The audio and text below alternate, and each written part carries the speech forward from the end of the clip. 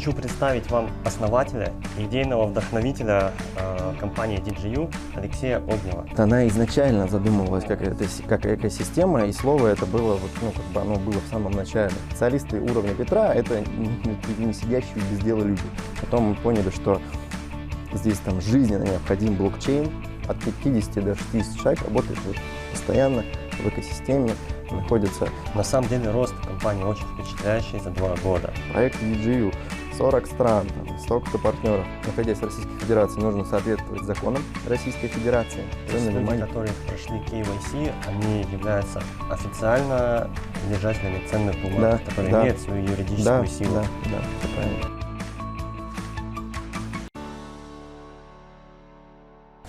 Алексей, у меня есть вопрос, который мне неоднократно задавали мои партнеры, когда я им рассказывал о компании DJU, о деятельности компании. Они меня спрашивали, есть на рынке такие компании, как Google, Microsoft, Apple, в России это Яндекс, Mail Group, которые уже сегодня занимаются искусственным интеллектом, выпускают коммерческие продукты на основании этой технологии. И стоит буквально подумать о чем-то новом, они это уже либо разрабатывают, либо выпустили. Как DJU будет конкурировать с такими компаниями? Как стать единорогом, когда ты уже среди единорогов? Это хороший вопрос. Я попробую свое видение рассказать того, как мы это делаем и как мы можем это делать. И, собственно, попробуем, наверное, так оттолкнуться. Во-первых, эти компании тоже не за один день стали единорогами, и тоже они проходили тот же самый путь, который, собственно, проходим мы. Каждый из них нашел свою какую-то нишу, в которой он добивался успеха. Где-то это был поисковик, который в итоге стал той же самой экосистемой, и сейчас он и еду развозит, и такси, и курьеры, и чего там только нет. Google, ровно то же самое, то есть они шли, я сейчас такими общими, конечно, фразами буду говорить, что они верили в свое дело, любили его делать, и из поисковика стали, крупнейшим оболочкой для смартфонов и сопутствующими сервисами. То есть у всех был какой-то путь. Все они что-то делали, все они куда-то шли. И даже если говорить с точки зрения бизнеса, очевидно, не все их технологические решения были разработаны какими-то именно 2 людьми, которые основали эту компанию. То есть они создали условия, в рамках которых и внутри Гугла, Яндекса, Apple прорастали идеи, и условия, в которых эти идеи могли приходить туда.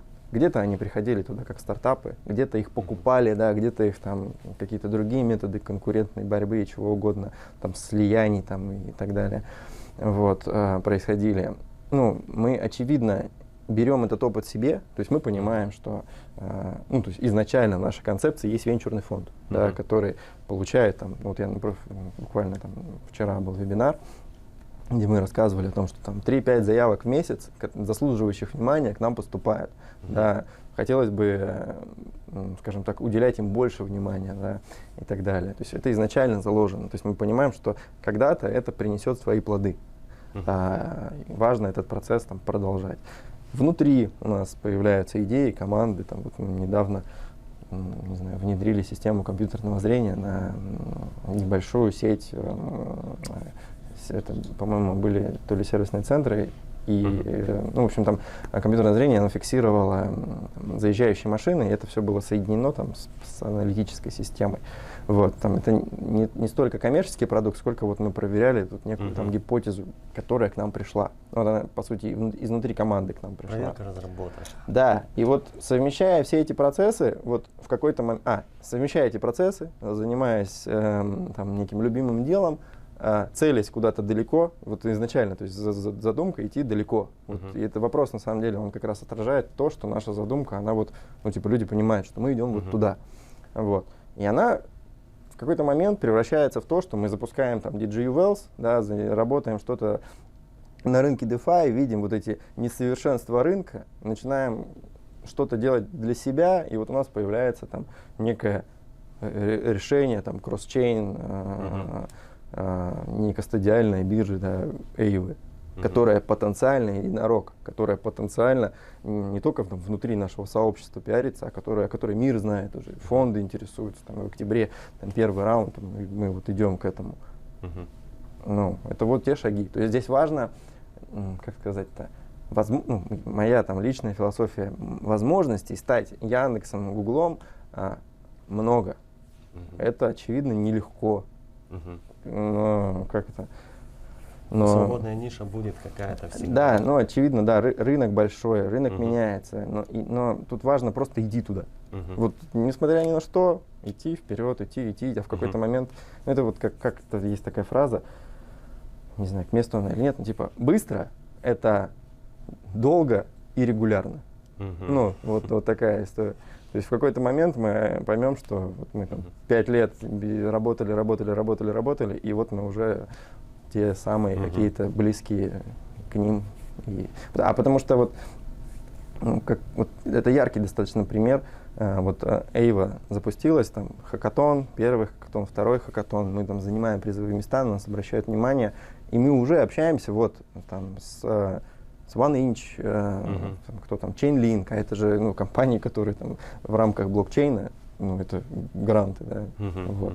А это вот оно, то есть условно 2 рукопожатия, и мы с ними уже пообщались, поэтому где-то там вот, мы сказать, что мы прям спешим туда, но мы идем туда, вот, дойдем. Если Яндекс захочет купить DJU, продадите? Так они, как сказать, это их некая бизнес-модель.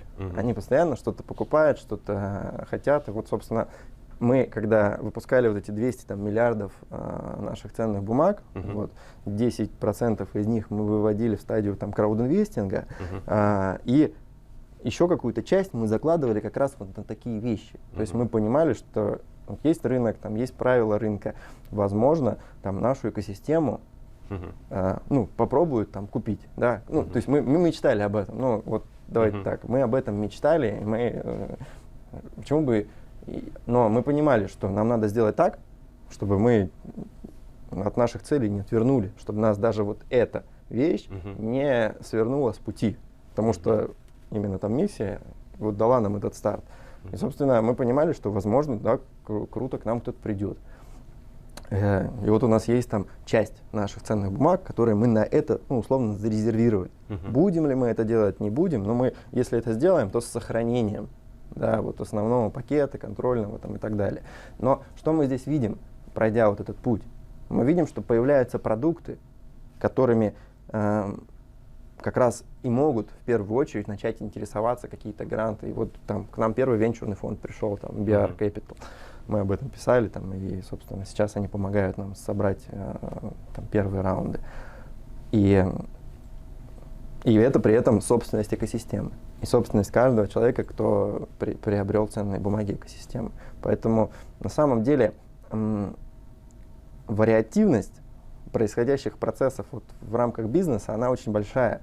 И как бы когда вы погружаетесь, когда вы являетесь по сути своей предпринимателем или человеком, который интересуется, вы видите, что вариантов сотрудничества, вариантов того, как договориться, вариантов того, как что-то создать совместно, там, не покупая все, да, а вот что-то сделав там вот как-то по-другому, их множество. И это вот вопрос, собственно, к тем людям, я всегда призываю, смотрите шире.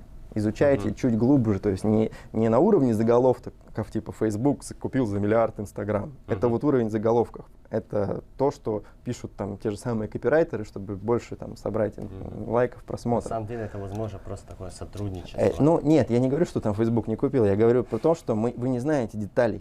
Вы и даже не хотите иногда их знать, потому что не суть не в них, да, а на самом деле иногда в них. Поэтому вот если мы говорим о нас, то мы видим множество вариантов, и мы их предполагали изначально.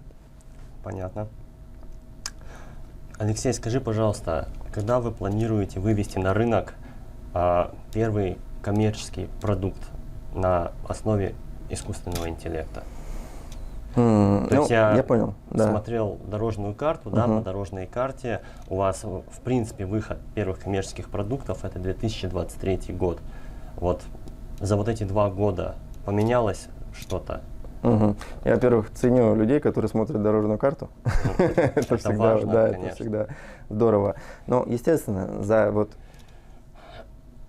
эти пандемийные года у нас много поменялось. Ну, то есть не то, что много, но вот мы, очевидно, ускорились в своем развитии. Мы поняли, что мы можем быстрее достигать. Там вышел Wells, там продукт, который мы предложили, ну, сначала нашему комьюнити, потом вот сейчас к нам начинают, ну, вот этим способом и возможностью начинают интересоваться другие партнерские сообщества. Вот, и он на рынке, он работает, он позволяет нам какие-то наши задачи реализовывать, позволяет выплатить дивиденды. Это было тоже достижение, которое такое, мы поняли, что мы можем заработать. Заработали, значит, надо выплатить. Вот. Потом Эйва появилась, коммерческий продукт. Он относится больше к блокчейн-лаборатории. Там тоже есть технологии, которые пришли из мира искусственного интеллекта. Естественно, их там, это в первую очередь блокчейн. Здесь сути нет. Сама разработка коммерческих продуктов на уровне именно искусственного интеллекта, это действительно более трудоемкий и трудозатратный, и ресурсозатратный процесс. Но вот когда мы там, по-моему, в мае мы снимали интервью с Петром Тагуновым, где он рассказывал о успехах в рамках исследований предиктивных технологий. Это технологии, которые предсказывают, по сути, будущее. И там есть очень интересные истории, где мы в каких-то определенных моделях предсказываем с вероятностью больше 90%. Это достижение, да, там не всегда это коммерческое достижение, но это некий звоночек, что мы в правильном пути идем. И я очень надеюсь, что в этом году мы представим несколько продуктов на основе искусственного интеллекта, чтобы прям аудитория понимала, что вот это искусственный интеллект, это на основе, естественно, он не будет прям такой, знаете, чистый. То есть, и здесь тоже важно понимать, наша задача делать технологические решения. Вот Эйва, да, это технологическое решение, которое позволяет обмениваться информацией между разными блокчейнами. Коммерческое применение этой технологии, которая позволяет обмениваться информацией, это, собственно, некастодиальная кручейн-биржа. Это коммерческое решение. Но по сути мы разрабатывали технологию. Предиктивная аналитика — это возможность предсказывать будущее на основе массива данных. Важно, чтобы, ключевой показатель — точность. И это технология. Применимость коммерческая. Это Петр сейчас одной из применимостей увидит это предсказывание в рамках алгоритмической торговли. То есть и здесь важно эти вещи разделять. То есть экосистема разрабатывает технологии, а потом мы их уже применяем, как быстрее проверить. Вы хотите продукты на основе этой технологии делать сами, или, допустим, вы готовы в будущем продавать саму технологию? Здесь варианты монетизации могут быть разные. И они в любом случае рождаются как раз после тестирования. То есть мы предлагаем нашей аудитории, мы предлагаем какие-то бизнес-решения. То есть тот же DJU Wells, как продукт, он был предложен физическим лицам, да, которые могут как физическое лицо инвестировать. И также был предложен различным, по сути, сообществам, которые могут использовать нашу площадку для своего ведения бизнеса. То есть мы им даем инструмент, берем часть своей комиссии, а они монетизируют и продвигают это как возможность для своего сообщества зарабатывать. Но это в целом некий B2B. То же самое касается алгоритмического. То есть все последовательно. Мы сейчас заявили об успехах предсказать в предиктивных моделях. Дадим сначала нашему сообществу. У нас для этого, по сути, есть сообщество, чтобы тестировать, снимать некие сливки как раз с первых проб. Да, а дальше уже следующий, бизнес-цикл. То есть физические лица попробовали, такие-то ошибки, то-то, учли, то-то, исправили, попробуем туда пойти в бизнес, например, и так далее. То есть сказать, как оно будет сейчас, я не готов, и это было бы неправильно. Мы сейчас сделаем это принцип, да, мы больше делаем, меньше говорим. Скажем так, можем ли мы это ожидать, по срокам, так как это указано в дорожной карте, допустим, к 2023 году? Нам бы хотелось раньше. Мы, естественно, идем к тому, что в этом году мы уже что-то представим, такое более-менее коммерческое. а чтобы самим понять. Да, есть, ну, то есть, условно, у нас есть база для разработки искусственного интеллекта, команда. Вот следующий шаг, очевидно, начать тестировать коммерческие гипотезы. Спасибо, Алексей. Расскажи, пожалуйста, ну, это вопрос, интересующий, наверное, всех держателей долей. По выходу компанию на IPO, как ты это видишь? То есть не поменялось ли видение компании по этому вопросу? То есть, ну, есть компании, которые никогда не становятся, допустим, публичными. Вот прокомментируй, пожалуйста. Ну, публичное размещение ценных бумаг — это тоже один из бизнес-процессов, который может быть, а который может не быть. Это, ну, некий способ привлечь там капитал в компанию, вот, некий способ там монетизации. Мы, естественно, также его рассматриваем как некий вариант. Очевидно, скорее всего, мы будем первоначально, если это потребуется, публично размещать, мы будем какие-то конкретные наши продукты, ну, к примеру, там, AVA-2, да, например, или, ну, вот есть блокчейн, да, там своя специфика, есть вот представим, что у нас AVA не в блокчейне, вот AVA-2 будет не в блокчейне, и мы подумаем, что процесс публичного размещения ценных бумаг нужен, важен для развития конкретного продукта. И, скорее всего, мы начнем именно в такой ключе. То есть есть продукт, востребованный, коммерчески успешный, на нем можно попробовать эту процедуру, провести там публичную IPO там, и так далее. Вот. Сказать, что именно ценные бумаги, вот экосистему DGU, там первым делом нам нужно выпустить на биржу, это бизнес, ну как сказать, это решение человека, ну, не слишком, наверное, адекватного. То есть задача любого бизнеса начать генерить прибыль внутри системы, начать научиться зарабатывать. Мы сейчас на той стадии, где мы там начинаем одни из продуктов зарабатывать, сейчас вот ждем второй, который начнет зарабатывать, третий, вот в рамках экосистемы появится стабильно генерируемая прибавочная стоимость. Вот. Исходя из объемов прибавочной стоимости, целей компании, каких-то перспектив и задач, мы понимаем, а нужно ли нам публичное размещение, или наши акционеры и так настолько довольны размером дивидендов и всего остального, что там пока это не требуется, например, да. То есть это вот про это вот про некую адекватность. Рассказывать, то есть я это, понимаете, я вот этот вопрос тоже я воспринимаю как некое не совсем знание специфики бизнеса. То есть многие спрашивают, а когда IPO, думая, что IPO это единственная возможность. Это не всегда так. А когда начинаешь... Скажи тогда, пожалуйста, наверняка не все инвесторы компании DGU это, грубо говоря, там строгие приверженцы вашей идеологии, кто-то пришел сюда просто заработать. Вот как такие люди могут реализовать свои доли? Не сейчас, в будущем, допустим. Во-первых, эти ценные бумаги, то есть доли, проходите KYC, меняете на ценные бумаги, по сути, это некое имущество, да, становится, которым вы в определенных, в соответствии с законодательством Евросоюза, можете распоряжаться. Вот. Вариантов заработка в рамках экосистемы, их там несколько. Рост стоимости, рост капитализации, дивидендный доход, который мы начисляем, не выходя ни на какие биржи. То есть мы вот как заработали, распределили дивиденды в соответствии с прибылью и проданными долями. Вот. Продвижение партнерское, да, которое у нас зашито, собственно, в концепции краудинвестинга, то есть вознаграждение за информационное продвижение проекта, мы это так называем. Здесь люди зарабатывают достаточно хорошо, занимаясь этим профессионально, зарабатывая на партнерской программе, на каких-то бонусах, которые открыты для всех, и все понимают, что продвигая DGU, можно зарабатывать. Мы заявляли на нескольких вебинарах о том, что часть прибыли, которую мы зарабатываем благодаря Велсу, мы откладываем на возможный обратный выкуп, некий байбек. То есть, и очевидно, мы предложим в какой-то момент нашим партнерам, первым, например, произвести обратный выкуп, естественно, по цене выше, чем они покупали. Вот. Такой способ. Выход новых продуктов.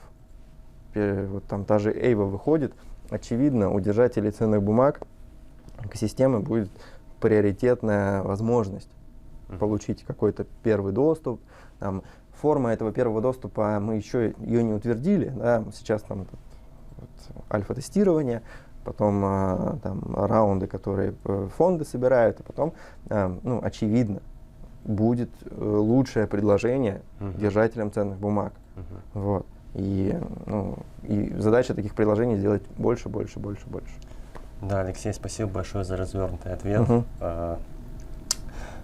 Сейчас я бы хотел задать несколько вопросов именно по блокчейн-лаборатории. Продукт DGU Wells. Вот, как ты считаешь, это продукт, он вообще надолго? Есть ли вероятность того, что там в будущем, ну, снизится доходность, станет, ну, скажем так, неинтересной? Или вот он, как вы запустили и сразу увидели в нем перспективы надолго? Ну, продукт DGU Wells родился исходя из того, что мы увидели эту активность на рынке криптовалют, конкретно в DeFi, и потребность этого, там, ну, рынок растущий, и там нужна была ликвидность, и, соответственно, за эту ликвидность хорошо платили. Вот. Очевидно, сейчас, если вы придете на тот же рынок DeFi, вы увидите, что там те же вознаграждения в зависимости от, вот, точнее, если сравнивать с прошлым, ну, с какими-то другими, они, ну, рынок перестает быть настолько волатильным, он устаканивается, возникают какие-то правила там определенные, но возникают и дополнительные возможности. И сервисов стало больше, там, и возможностей предоставлять ту или иную ликвидность там стало больше и так далее. Продукт Wells, ну, получается, уже в сентябре ему будет год, за этот год он, ну, показал себя эффективным продуктом. Будет ли он эволюционировать? То есть Wells, что это такое? Wells — это, ну, некое слово, я имею в виду, это богатство, да, там, благосостояние. Будет ли он эволюционировать и эволюционирует ли? Ну, естественно, да. Стремимся ли мы увеличить доход? Да. И, ну, в какие-то моменты там он рос, где-то мы видим какие-то просадки. Прежде всего они связаны как раз вот с этими волатильностью и колебанием рынка.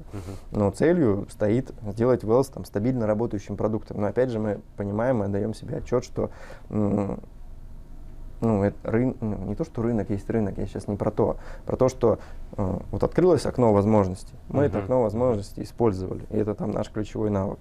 Когда мы поймем, что это, допустим, экономически неэффективно, мы, возможно, изменим, там, эволюционируем этот продукт. Но мы понимаем, что такое может быть. А значит, когда мы это понимаем, значит, мы к этому готовы. И вот сейчас там вот эти алгоритмические технологии, которые... То есть, по сути, это человек, приходя вот задача обеспечить вот некое благосостояние, он либо сам начинает в этом разбираться, либо ищет тех, кто умеет.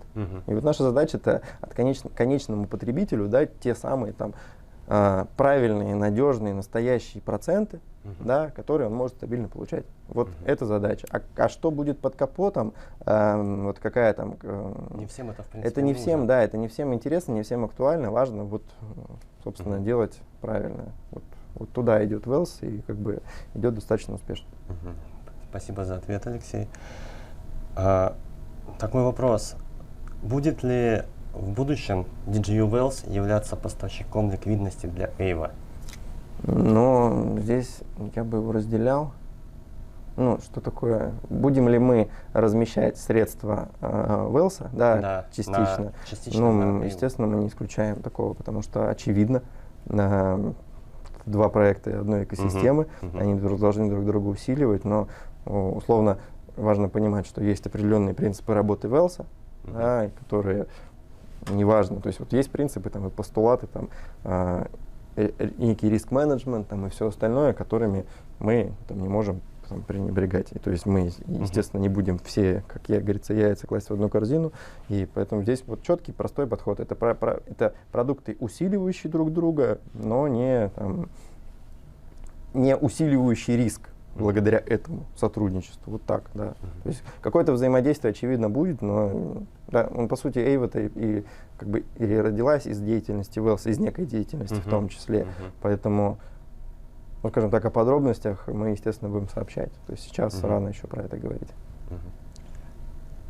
Расскажи, пожалуйста, ваши ожидания от продукта Aave в целом. Ну, в двух словах, это первый потенциальный единорог да, то есть экосистемы это, то есть это DigiU. миллионы, возможно, даже миллиарды Ну, долларов. единорог — это миллиарды. Мгм. Вот, Мгм. это миллиардная капитализация в долларах. И ну, мы вот, как никогда близки. Мгм. Мгм.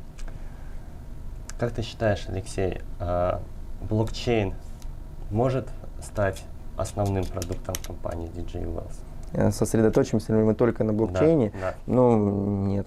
Нет. Здесь, Мгм. здесь важно понимать, и мы это говорили тоже на вебинарах и с тем же Борисом и с Петром, блокчейн для искусственного интеллекта — это ну, некие ноги, то есть некая логистическая история, которая... Тренировочная база? Нет, не столько. Вот, ну, искусственный интеллект, он развивается, ну, то есть вот прям упрощенно, благодаря тому, что есть определенное количество данных, с которыми можно работать, на основе которых можно строить некие модели, некие нейросети. А в блокчейне этих данных, они, ну, то есть он условно создан для того, чтобы оттуда брать данные, да, и на этих они там уложены в нормальном порядке, их там не надо очищать, их можно легко взять там, и так далее. То есть это два смежных направления, то есть они один без другого ну, не пойдет, короче, вот, они не будут работать. И это важно понимать конечному пользователю, то есть нет чаши весов, искусственный интеллект и блокчейн, это не про это. Это вот, что есть вот это, и в рамках и этого можно, но самое главное, что они друг друга дополняют. Здорово, я думаю, это очень важно для всех партнеров. Хотел бы задать вопрос по изменениям в партнерской программе. Буквально вчера ты провел вебинар, и я хочу сейчас спросить, правильно ли я вообще тебя понял. По сути, как я услышал это, то, что в партнерской программе изменений как таковых не произойдет для, ну, скажем так, для партнеров, да, они также могут рекомендовать своим друзьям, знакомым, своему окружению DigiU и получать за это свою долю вознаграждений.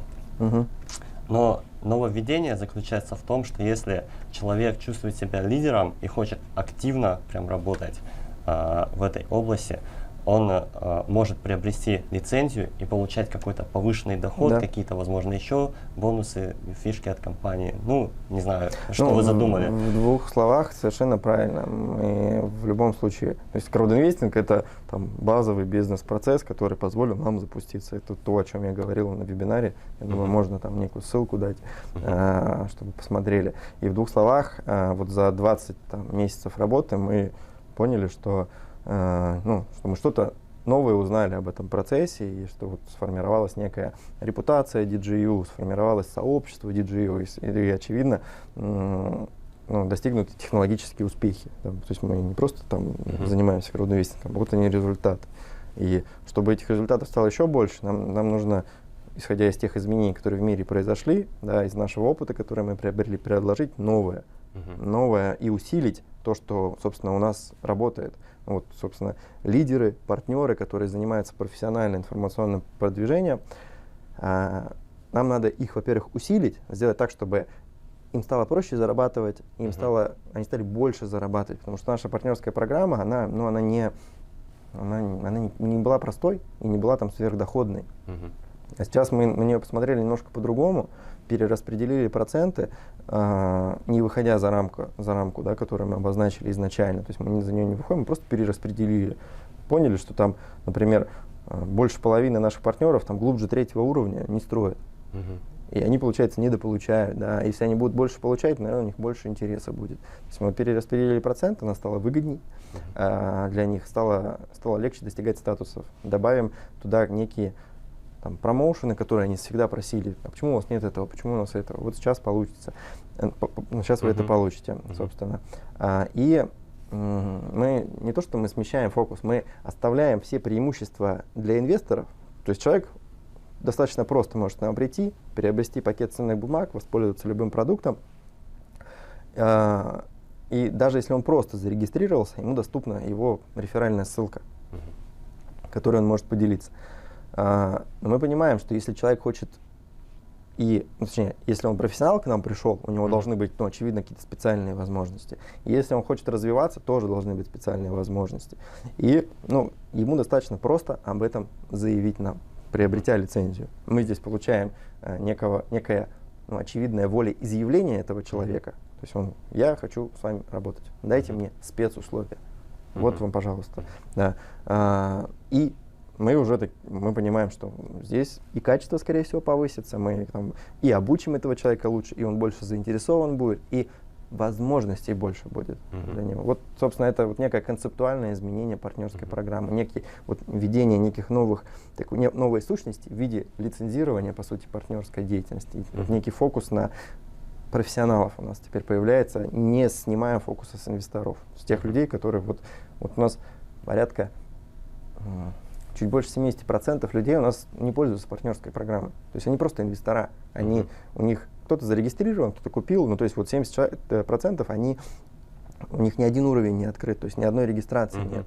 Но, очевидно, мы как бы умеем таких людей привлекать. Соответственно, надо теперь еще других людей привлечь. Вот все просто. Понял. Покупка лицензии, она будет единоразовая или регулярно? Ну, мы предложим несколько вариантов, там, условно, на месяц, там, на полгода и на год. Очевидно, на год будет самое выгодное. Тарифные планы. Да, ну это не тарифный план, это, я не знаю, какой-то, ту же Иви вы смотрите, вот там Иви предлагает, вы купите на год, да, не по 600 рублей в месяц. Просто небольшая вариативность. Да, там она будет стоить не больше $100 за год. То есть это примерно $8 в месяц. Для лидера, который занимается продвижением, это вообще не является суммой. А для нас это некое подтверждение, некая дополнительная экономика, причем с этой лицензией лидеры и будут там зарабатывать в том числе. То есть оно идет вот как раз на вот эту, как сказать, на обеспечение дополнительной экономики. Мы не вырываем из долей, да, сумму, процент, а мы добавляем сущность туда, некую новую. Вот такая история. И все эти изменения начнут вступать в силу с 15 сентября. Плавный переход 15 сентября, вот официальный старт. Такой вопрос, Алексей. Являетесь ли вы налоговым агентом? Какие налоги вы платите? И можно ли получить в компании справку там, о полученных доходах? Вот в первой части вебинара я рассказывал про автономную некоммерческую организацию. Естественно, на территории Российской Федерации автономная некоммерческая организация платит налоги. Там есть определенный налоговый режим, определенные льготы. И вот если углубляться, то это больше вопрос там, к нашему финансовому отделу. Но, очевидно, мы платим. Вот. Что касается кипрской компании, естественно, там на полученную прибыль компания, соответственно, будет платить налоги. Вот. Здесь тоже за конкретикой следует идти, там, либо, я думаю, нам стоит провести отдельный вебинар, какие-то юридические моменты, и они у нас периодически проходят с нашим, собственно, Сергеем. Вот. И отвечая на вопрос, можем ли мы получить справку, я отвечу так. Когда вы будете получать дивиденды в кипрской нашей компании, зарегистрированной в Евросоюзе, на ваш открытый счет, вы, естественно, будете в соответствии с законодательством Евросоюза там, осуществлять налоговую отчетность. То есть сейчас вот этот некий формат дивидендов, он у нас там 2 раза проходил, мы проводили его в рамках личного кабинета. И партнеры пользовались там платежными системами, которые есть в личном кабинете для вывода этих дивидендов. И здесь возникает немножко другой вопрос. То есть,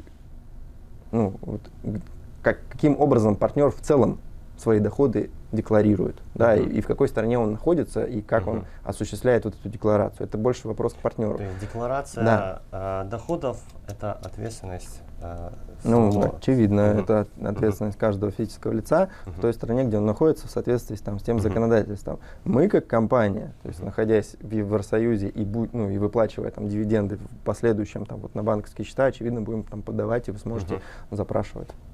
Все, сейчас идет процесс KYC, туда все переходим, и будем смотреть на те варианты, которые вот будут предложены. Хорошо, спасибо. Ты уже немножко затронул эту тему. Скажи, пожалуйста, могут ли юридические лица стать инвесторами компании? Юридическое лицо, вот опять же, возвращаемся, там, автономная некоммерческая организация. Физическое и юридическое лицо может сделать добровольный имущественный взнос на ведение уставной деятельности вот в рамках указанной вот нашей автономной некоммерческой организации, развития цифровых технологий и развития искусственного интеллекта.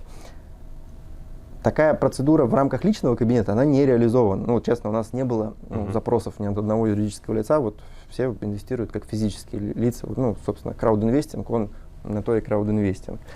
Поэтому сказать, что вот прямо сейчас можно зайти и как юридическое лицо совершить добровольный имущественный взнос в рамках личного кабинета, нет.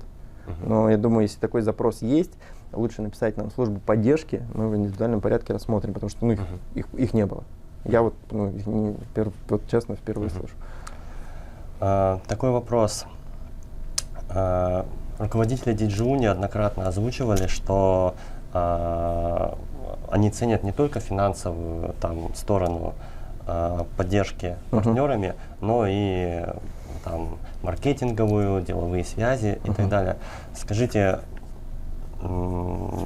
существует ли в компании какой-то вот канал, да, связи с руководством, где люди могли бы поделиться там своими отзывами, предложениями, возможно, идеями для венчурного фонда DigiU? Ну, канал связи достаточно простой, и им всем пользуются, я бы так сказал. Мы все представлены в социальных сетях, мы все находимся вот в чатах наших, которые вот официальные там телеграм-каналы, группы в социальных сетях. Но в основном это телеграм-каналы, либо что там еще, Facebook. Я отвечаю в Фейсбуке, отвечаю в телеграм-каналах. То же самое делает и Александр, ну и другие фаундеры. То есть вот мы всегда присутствуем. Я каждый вечер, каждое утро смотрю и мониторю, кто что пишет. И я думаю, любой партнер, который будет смотреть, ну, он знает, что если он мне хоть раз написал, я 100% ему ответил. Также у нас есть почтовые ящики. Ну, то есть вот мы обычно публикуем посты какие-то с неким призывом. То есть, если вы хотите развиваться в своей стране, напишите туда-то. Если у вас есть идеи, напишите туда-то. И вот у нас есть, ну, давайте так, самый простой вариант – это либо мне где-то написать, либо просто написать в нашу службу поддержки. Саппорт из личного кабинета, любой запрос. Они переведут, либо дадут контакт. Они, да, и туда поступают. Мы так нашли несколько команд, ну, по крайней мере, с одной мы точно работали, которое помогло нам. Люди пришли к нам с идеей какого-то стартапа, мы ее посмотрели, там что-то дали, какие-то обратную связь, а потом они там через неделю нам написали, а можно мы просто вот как подрядчики с вами поработаем? Можно. Вот так. То есть любые вопросы в службу поддержки, либо лично мне. Хорошо, спасибо, понял. Хочу задать тебе заключительный вопрос. Планируется ли проведение каких-либо офлайн мероприятий для инвесторов и партнеров компании?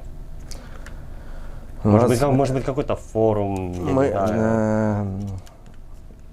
Специфика последнего года, он достаточно, про 2020-й пандемийный год, с офлайн мероприятиями было сложно.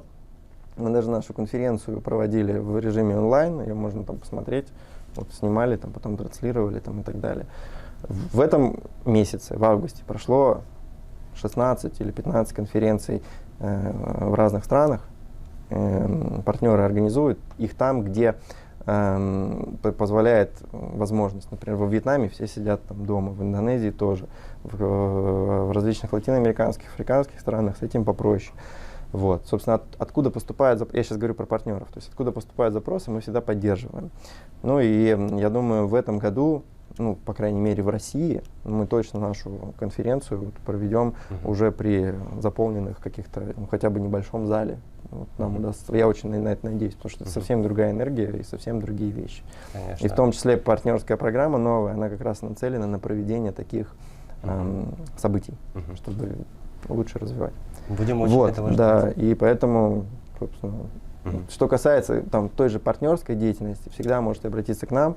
У нас и опыт есть, и мы поддерживаем, ну, какие-то рекомендации даем, это если вдруг кто-то заинтересуется и захочет что-то свое организовать. Алексей, благодарю тебя за уделенное время. Было очень интересно с твоей помощью познакомиться с такой уникальной, я бы даже сказал, компанией, как DigiU. Надеюсь на долгосрочное и продуктивное сотрудничество в будущем. Да, спасибо тебе за то, что пришел, за интервью. Я с удовольствием. Все. До свидания. Всего доброго.